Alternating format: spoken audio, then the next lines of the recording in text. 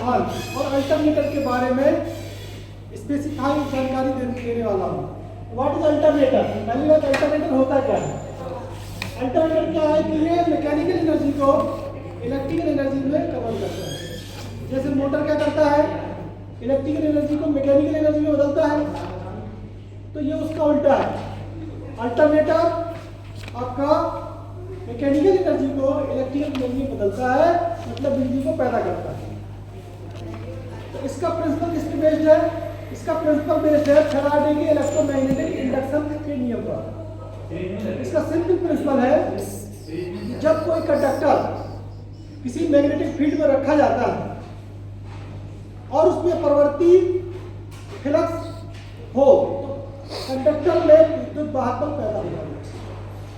मतलब कि यह है कि कंडक्टर मैग्नेटिक फ्लक्स को काटेगा तो उसमें विद्युत वाहक बल पैदा हो जाएगा, मतलब वोल्टेज पैदा हो जाएगा, मतलब बिजली पैदा हो जाएगी। या तो आप मैग्नेटिक फील्ड को घुमा दो या कंडक्टर को घुमा दो तो प्रवृत्ति मैग्नेटिक फ्लक्स मिल जाता है।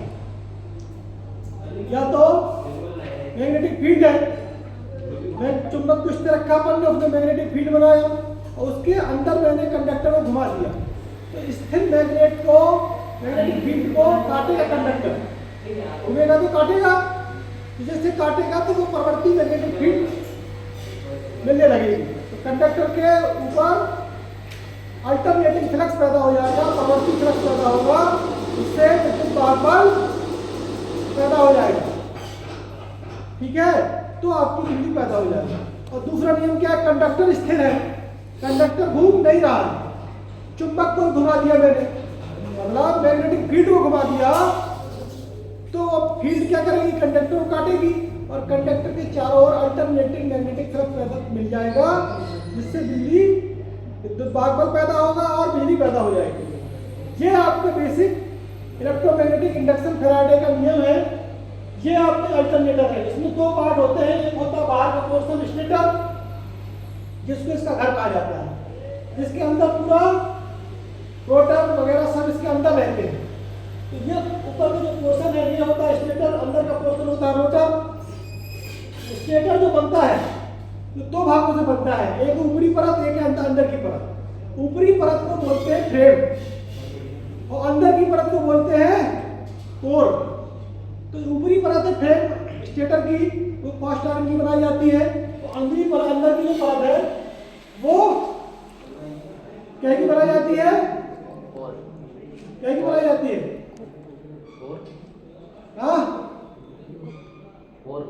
सिलिकॉन स्टील की। और अंदर की तो जो सिलिकॉन स्टील की बनाई जाती है उसको लैमिनेटेड कर देते हैं। लैमिनेटेड क्यों करते हैं? उसमें एडी करंट लॉस को कम करने के लिए। कोर रहते हैं वो सिलिकॉन स्टील के बनाए जाते हैं और लैमिनेटेड किए जाते हैं कि उसमें एडी करंट लॉस ना हो, कोर लॉसेस ना हो। अब बात आती है रोटर की। रोटर का जो बनाया जाता है वो आपका ये भी सिलिकॉन हार्ड सिलिकॉन स्टील का बनाया जाता है। रोटर जो बनाया जाता है वो हार्ड सिलिकॉन स्टील का बनाया जाता है कि इसमें भी लॉसेस ना हो। अब ये रोटर दो प्रकार के होते हैं, एक होता है स्लाइड पोल रोटर, एक होता है cylindrical rotor. Slide pole rotor जो होते हैं उनकी स्पीड कम होती है, लगभग 600 आरपीएम रेवोल्यूशन पर मिनट। 600 आरपीएम मतलब होता है रेवोल्यूशन पर मिनट, मतलब 1 मिनट में कितना रोटर कितनी बार चक्कर लगाएगा उसको बोलते हैं आरपीएम। अगर 600 बार 1 मिनट में चक्कर लगाएगा तो 600 आरपीएम, 1500 बार चक्कर लगाएगा तो 1500 आरपीएम, 3000 बार चक्कर लगाएगा तो 3000 आरपीएम। तो जो स्लाइड पोल रोटर होते हैं उनकी मैक्सिमम स्पीड होती है 600 आरपीएम, ज्यादा स्पीड नहीं होती है। और जो सिलेंड्रिकल रोटर होते हैं उनकी स्पीड होती है 1500 आरपीएम से 3000 आरपीएम।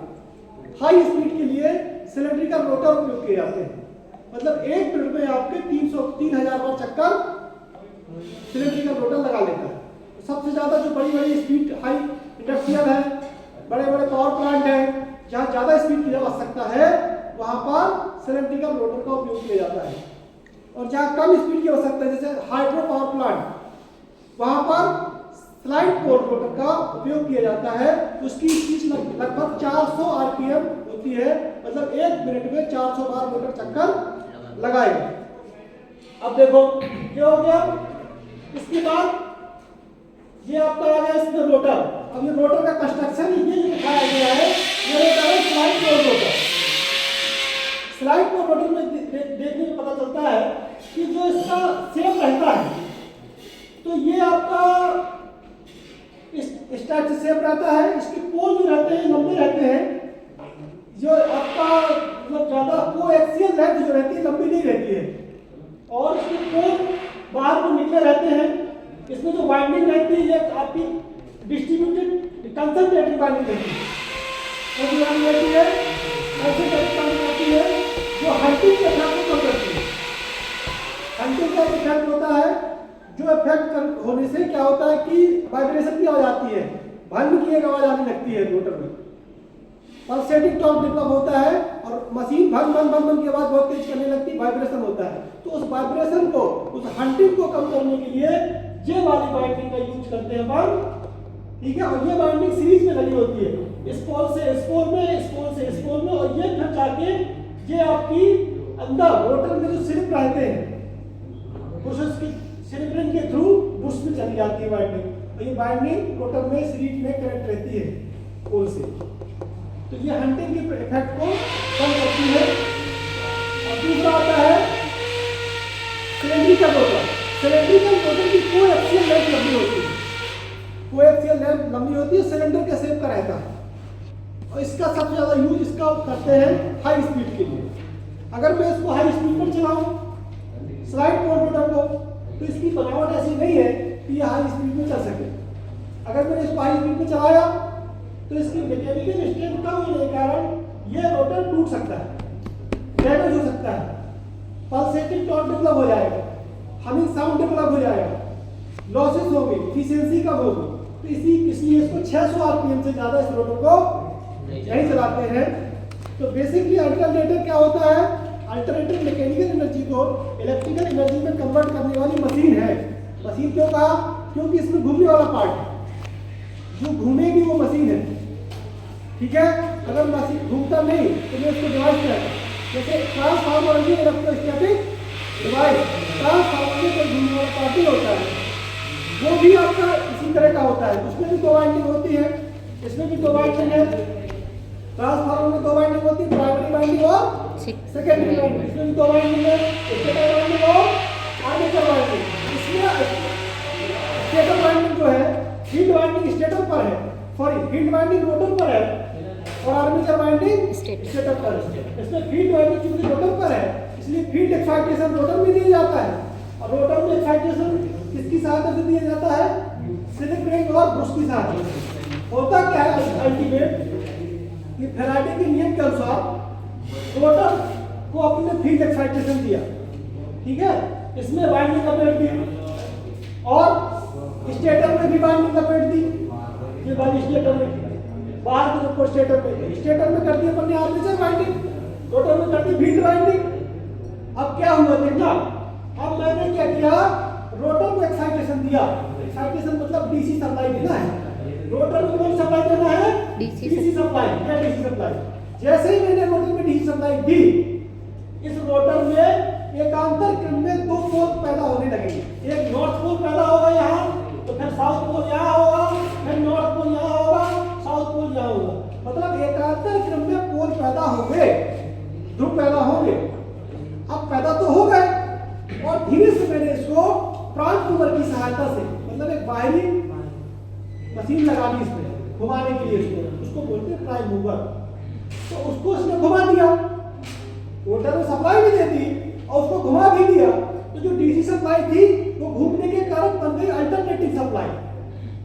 समझना बात को। और ये घूमा और इसमें लगे हुए हैं कंडक्टर, तो इस जैसे मैंने सप्लाई दी, जब किसी भी कंडक्टर में कोई सप्लाई दी जाती है तो उसको चारों तरफ मैग्नेटिक फील्ड पैदा हो जाती कि नहीं हो जाती।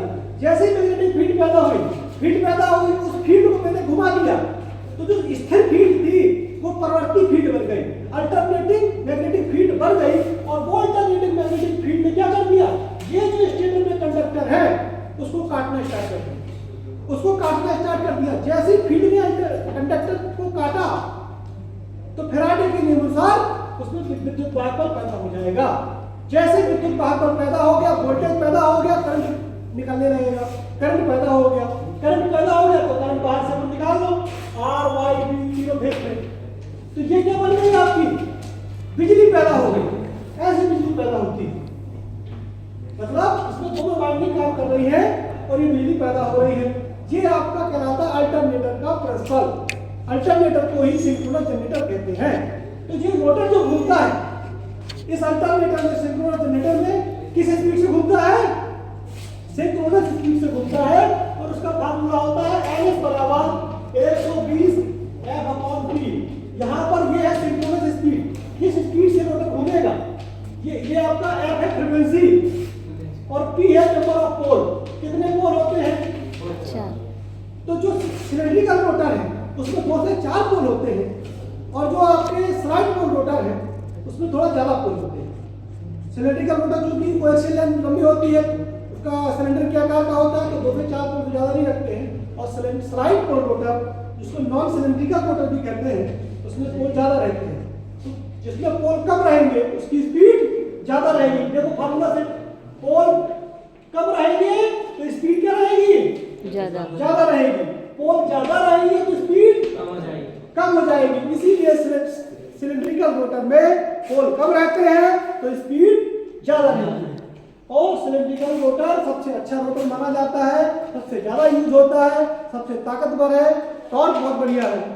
ठीक है, इसके बाद आगे का सेशन नेक्स्ट क्लास में दिया जाएगा।